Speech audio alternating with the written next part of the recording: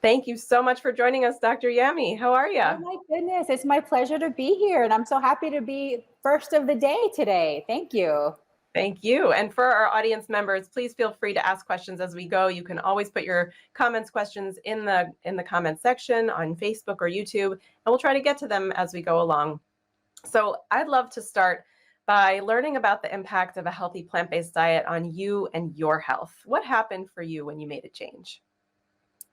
Well, I actually decided to make the change as an experiment. I didn't expect too much. I was just super curious because I had learned about it after I was reading a book called Born to Run. I was doing long distance running at the time. And so I was just curious. I thought I'm just going to eat a whole food plant-based diet for 30 days and see what happens. And to my shock, within 3 to 4 days, my lifelong chronic genetic constipation was cured. So that was literally a relief.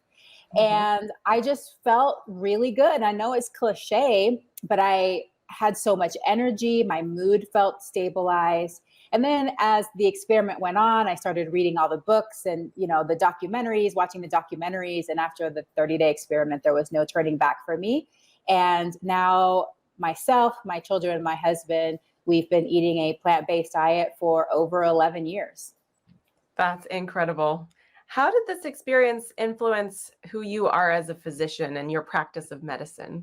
It's influenced everything because to me, it was this huge revolutionary aha moment. I just didn't think about nutrition that way before I learned about plant-based nutrition and kind of simplifying the way I looked at foods that are whole and that have fiber and antioxidants and the benefits of those foods instead of thinking of food as like calories and macronutrients and things like that. It seemed very complex. It seemed like something that was very difficult to teach to families and apply to my practice. But once I discovered whole plant foods, their benefits, and saw the research and the literature that I had no clue existed during my whole medical training, it just changed everything. And the way that I counsel families now, I feel is way more effective. I can guide families into a path that they can easily start adopting into their lifestyles. And it matches for every kind of family and their different lifestyles. You don't have to only be at home and cook every single meal from scratch. There's just so many ways to apply this way of eating. That's amazing. So between your personal experience as a mother and your professional life in pediatrics, you must field a lot of questions and concerns from parents about their children's eating habits, their diet quality, their growth. What are maybe two of the most common things you hear, and what do you say? How do you address them? Well, yes, I think being a pediatrician, you're basically, that's the main thing you talk about is growth and nutrition. And I think one of the most common questions that I hear from families is just that they're concerned about the size of their child's body, whether it's too large or too small. So one of the things I talk about a lot is growth charts and following each child within their own curve and just making sure that they're having access to adequate calories, but also ensuring that the majority of those calories are health promoting. So lots of whole plant foods with lots of fiber and lots of antioxidants, and having that structured meal plan so that you're eating your meals and your snacks on a flexible, structured way, and then practicing the principles of intuitive eating and the division of responsibilities, which is why I wrote the book I wrote. So I think that's the main thing. And then, of course, when it comes just to nutrition in particular, everybody's worried about protein. So protein comes up all the time. And then the second one would be about calcium. But when it comes to protein, I want everybody to know that all whole plant foods contain protein. They all contain protein. So every food has to have protein in it, every whole food at least. Some refined things aren't going to have it, but they're just in different percentages. As long as you're eating an adequate amount of calories, you're going to get enough protein and your child is going to grow great. Just a reminder that human breast milk is actually a low protein food. And I don't think anybody's going to argue that babies don't grow fast enough. They grow really very rapidly.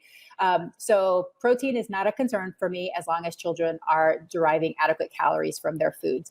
And then as far as calcium, that one comes up because milk. We have been told over and over again, we have to drink milk for calcium. And even, teen girls and women, at least 3 servings, 3 glasses of milk per day. So there's a lot of fear with giving up milk that, something bad's going to happen as far as calcium intake. We do need to have a sufficient amount of calcium in our diet, but it does not have to come from cow's milk. And in fact, I kind of advise against it coming from cow's milk because there's more risks than benefits to milk, in my opinion, from what I've seen, not only in my practice, but in the literature.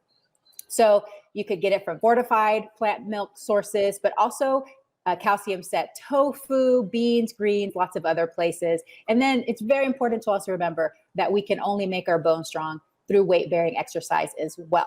So we can't just be consuming a bunch of calcium and calcium products and just be sitting around sedentary. That's not going to help us build strong bones.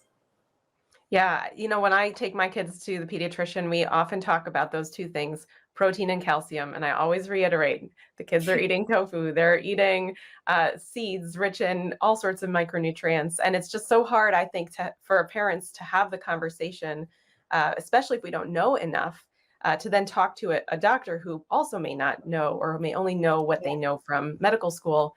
And so have you been communicating with your colleagues in the field of pediatrics, and how has that conversation been going?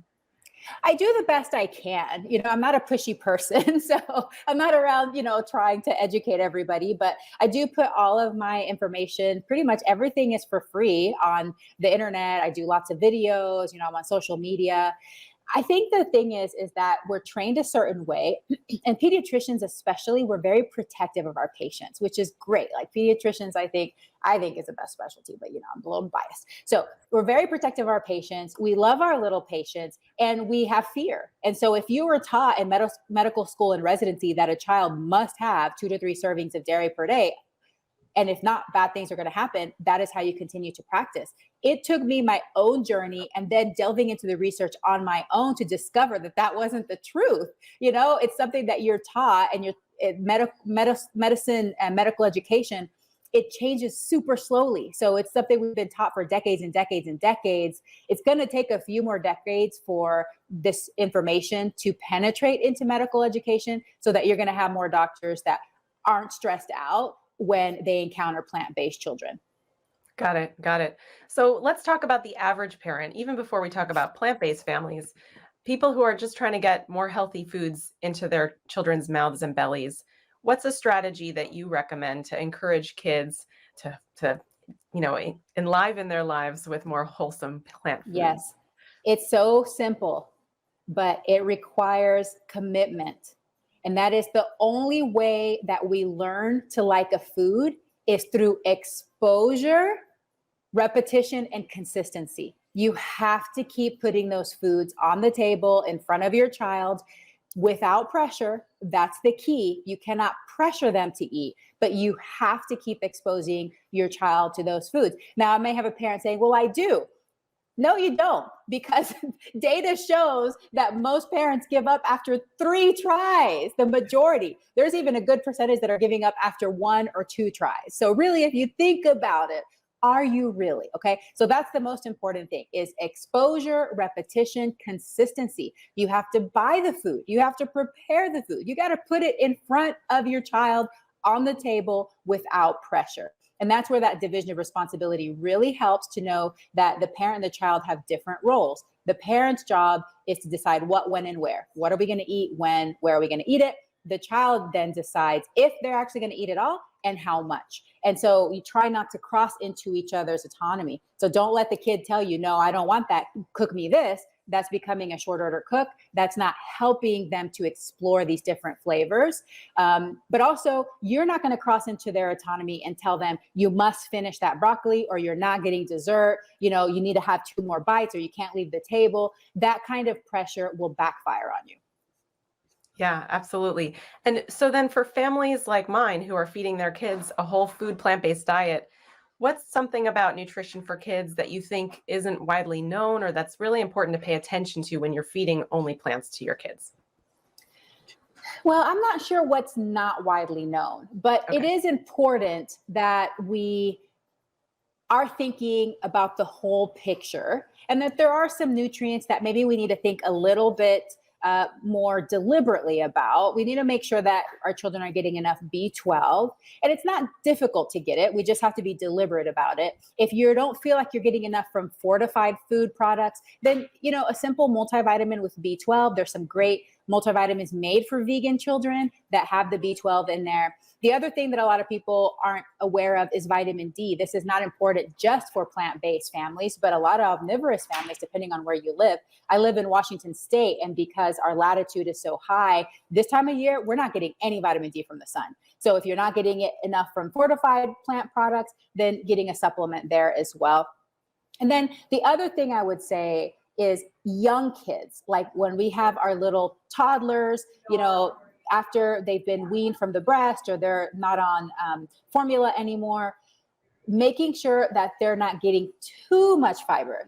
Fiber is my favorite F word. So I'm a huge component of fiber, but we can't only feed these little toddlers a lot of raw vegetables and raw fruits and expect that they're going to get enough calories. Their tummies are super small. They're very active. So we need to be deliberate about getting nut butters and avocado and lots of good beans, and sometimes even some processed foods like some breads and things like that, because the calorie density is a little bit higher. We make sure that they get enough calories throughout the day. Absolutely. I always see my kids, of course, are just glomming on to anything that's calorie dense. So we try to keep that balance, of course. But I love the other day, my kids weren't eating cucumbers for a while, and they're usually like scarfing the cucumbers down. And I got a few cucumbers, and then my son got a stack of cucumber rounds, and he was just like popping them in over. And I'm like, okay, we're back in business here. So just going with like the ebb and flow of their relationship with different foods. And it's okay if sometimes they're not eating everything perfectly, as long as here and there and always we're bringing foods back into their lives and helping them reconnect and try new things. So that's great. Yeah. And it's about trusting your child, just like you, like there's some days maybe you don't want to eat something or you're gravitating more towards something else. You don't get stressed out that your child isn't eating vegetables every single meal or only took a bite of their meal. And, make sure you are taking them to the doctor regularly so that we can follow and track their growth, make sure that they are getting enough intake. But really, in my experience, I have a lot of plant-based families. They grow great. In fact, they're some of the largest kids in my practice. Some of them are. So we just want to make sure that we follow them over time, that they're getting enough. And then you just trust them. You make the food, prepare it, present it to them, and they will eat how much they want to eat. That's great. Yeah. And so your book about intuitive eating, I want to talk a little bit about that, because some people would say that they're eating intuitively when they're eating like chocolate or meat, right? So what does intuitive eating actually mean, and how can we help our kids be in tune with their own bodies and their habits? Yeah. When we talk about intuitive eating, we're not talking about that your body somehow knows it needs to eat dark chocolate, because that's always the thing. Like dark chocolate or when something comes up, they're like, oh, your body must be craving magnesium. I actually looked up how much magnesium is in chocolate. It's not really that much. So that's not an excuse. But no, that's not what intuitive eating is about. Intuitive eating, just to simplify it a little bit, when I talk about it, is more about paying attention to our hunger and our satiety. It really is a set of 10 principles that was created by two dietitians in the early 90s. They have a book, Intuitive Eating. So that's the Bible, basically, of intuitive eating. And it was really to help support people who wanted to take a non-diet approach to their food and their relationship with food. But the thing is that children are naturally born intuitive eaters. If you see a baby, it'll start eating when it's hungry. When it's done, it pulls its face away from the breast, or it cries like, stop feeding me. And we usually trust that. We're not like trying to force feed little babies. But when our children become toddlers, it's a little bit more anxiety provoking for parents, because toddlers are very busy. They're very active. Their number one job is to explore their environment. So they take a bite, they're satiated, and then they want to play. And then parents get very anxious and concerned that their child is not eating enough. That's when we start doubting this natural ability for them to sense their hunger and satiety. And that's when we start interfering, telling them to eat more, or, you need to eat this before you have that. And then that's when it kind of starts spiraling out of control. Yeah, it's so interesting how we always sort of second guess kids. And I wish we adults could sort of stop that. Are you sure? Are you sure? No. Like let them be, I feel like should be the mantra for so much of raising children, right? Yes. Yeah. So you're also a coach, and you must have a really good pulse on the behavior change process. For any family that's out there that might be thinking about, going through change and encouraging their family members to do it along with them, how do you motivate people to feel grounded and committed to their change process? Oh, that's a great question, because the truth is nobody can motivate you. You have to find your own inner motivation. And when it comes to behavior change, when it comes to habit change, when you're trying to adopt new habits or change some of your other habits, it's really important to just take it one step at a time, but only go in the direction that you desire. So if you're doing something because you think it's the right thing or somebody else is telling you to do that, it's not going to be very successful. You really have to have that internal inherent motivation to make the change and find ways to keep yourself motivated. There's ways that we can keep ourselves inspired. This is the perfect example of something that keeps you motivated. Doing these webinars, taking part in online communities, just listening to YouTube videos or my podcast, things like that. Do that on a daily basis or several times a week. That will keep you motivated so you can actually foster your own internal motivation. And then just try things out. Think of it like an experiment. Be curious. Would I be able to eat a plant-based breakfast every day this week? I'm curious. How would I go about that? Okay, I think I have to get ready ahead of time, or I'm going to pick it up from this place or whatever. Let me see if I can go a week. And then after you've done that, you kind of evaluate, what are the things that went well this week? What are the things that I struggled with? How can I change it for next time? Or maybe it went great and actually that was a pretty easy goal.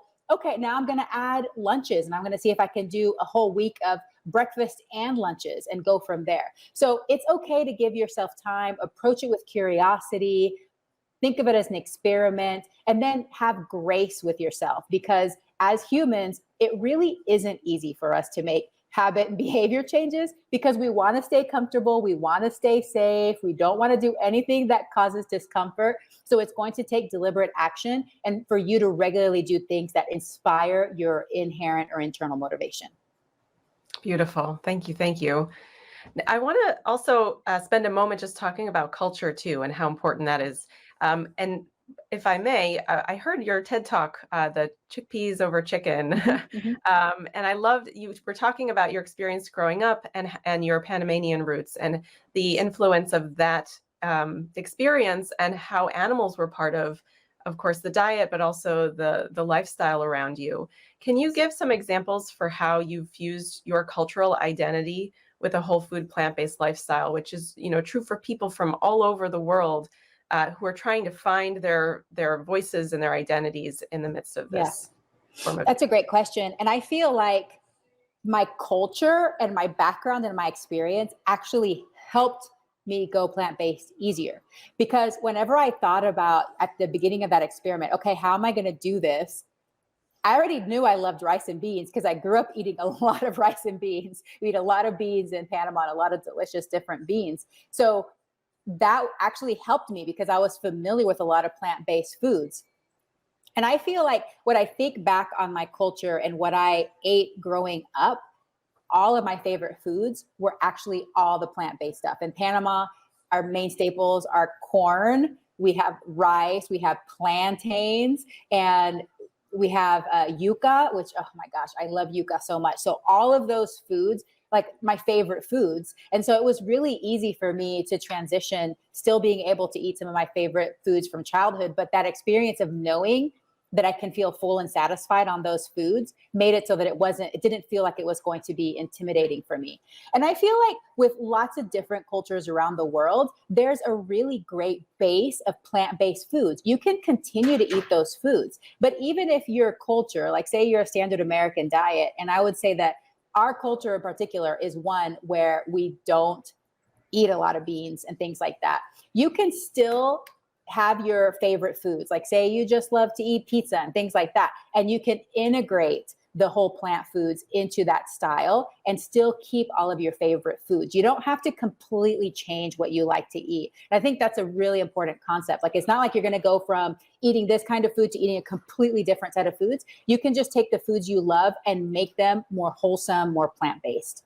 Absolutely. That's great. So what do you have coming up next year, Dr. Yami, that you're most excited about? Oh my goodness, that's a loaded question. Let me tell you, Liana. So right now we're in the process of moving to a new building. And so in the muck of that, we're going from 2 exam rooms to 6 exam rooms. So it's going to be a big expansion. I'm going to have a full room to do teaching and yoga and all of that, and bring back my cooking classes. So I'm so excited about that. Getting a new EMR, getting a new website for my practice coming. And in my new office, I am going to have an office where I can do all my podcasting and video production away from the kids and the dog and all of that stuff, all the interruptions. So I'm hoping that next year I will be bringing more content and videos and a lot more great podcast episodes. So if you don't already subscribe to Veggie Doctor Radio on your favorite podcast player, I would so love it if you did. I'm going to actually have an entire fasting series that are probably going to be released in March. So if you're curious about intermittent fasting or, the different health benefits of fasting, then definitely tune in for that, because I'm super excited to have all those guests. That's awesome. Congratulations. I know how difficult those growing pains are, but that's serious growing. And Yeah, it's so congratulations. super exciting, but it requires a lot of decision making. So my brain is very tired. Yeah, absolutely. So I'm going to wrap up by asking you a question that we'll be posing to all of our featured guests today. What is one thing that you do to keep a sense of positivity and purpose in today's challenging world? You know what? I think the best thing to keep positivity and purpose is being a pediatrician and seeing my beautiful, adorable patients every day. Even if I come in a bad mood, like I'm stressed about stuff, as soon as I see that first little 3-year-old or 4-year-old, I know why I'm doing this and I know why it's important, and they keep me young. So I'm very grateful to have the honor and the privilege to be in this profession. Absolutely. Thank you so much for your leadership, Dr. Yami, and thank you for joining us this afternoon. Thank you. Y'all have a great time.